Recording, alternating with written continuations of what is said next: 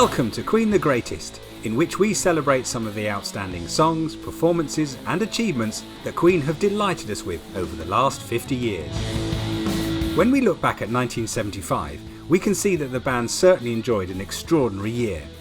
However, as the year was drawing to a close, there was still one more milestone event to come: a night at the Odeon.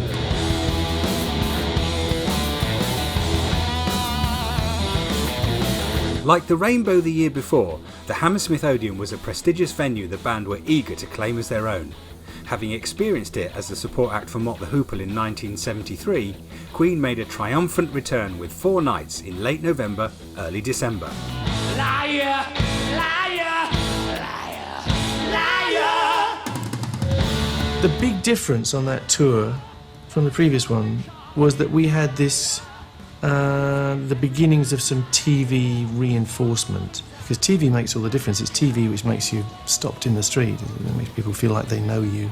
We felt unfashionable, but that we had the strength of mind to realise that unfashionable wasn't necessarily a bad thing, because I think if you could see people liking our music. I mean, a lot of people.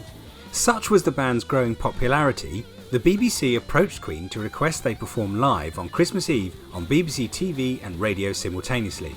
This opportunity to reach an audience of millions was not to be missed, and so an extra night back at the Odeon was added to the end of the tour. As this rare audio from the soundcheck proves, the band was in top form, and they worked hard to make sure this wouldn't be a night to forget for their fans. 1, 1, 2. 1, 2.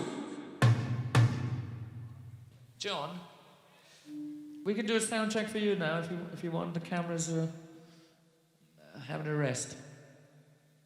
Do you want anything in particular? Have you done the ukulele? Are we going to do... We do Now I'm Here.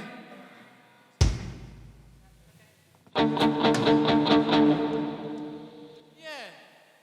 So it's working.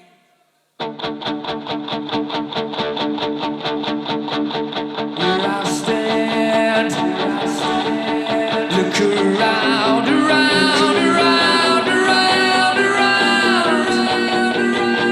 But you won't see me, you won't see me. But despite all the preparations, there were some things beyond their control that meant the band weren't taking it for granted that it was something they'd be able to pull off.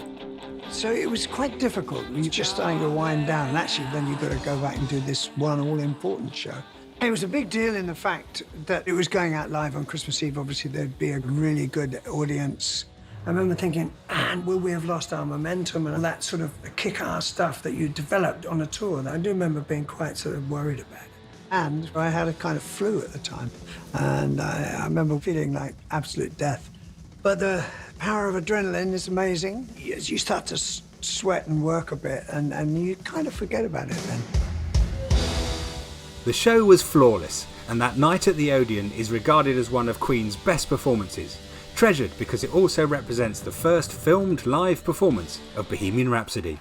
And as you can see from this moment in the concert, being able to end such an eventful and significant year on such a high meant the world to the band. It seemed really like a party here tonight.